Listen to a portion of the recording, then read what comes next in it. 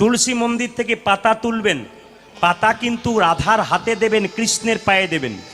আচ্ছা, কৃষ্ণের পায়ে কটা তুলসী পাতা দেবেন কারো জানা আছে? আজকে জানতে হবে কিন্তু আপনাদের। কৃষ্ণের পায়ে কটা তুলসী পাতা দেবেন? কেউ একটা বলেন, কেউ দুটো বলেন, কেউ পাঁচটা বলেন, কিন্তু আপনাদের সব ধারণা না, সব ধারণা ভেঙে দেবো আজকে। কৃষ্ণের পায়ে আপনারা 3টে তুলসী পাতা দেবেন। কেন 3টে দেবেন? আমার দিকে তাকিয়ে নেন, আমি আপনাদের বুঝিয়ে দিই। এই যে আমার হাতে দেখছেন, এটা আমি কি পরে আছি জোরে বলুন? রাখি। রাখি যেটাকে বলা হয় রক্ষা সূত্র, এটাকে রক্ষা সুতো বলা হয়। এই রক্ষা সূত্রটা ভাই বোনকে পরায়, বোন ভাইকে পরায়, দিদি ভাইকে পরায়, আবার দাদা বোনকে পরায়, আবার বন্ধু বন্ধুকে পরায়। একটা একটা করে জানবেন।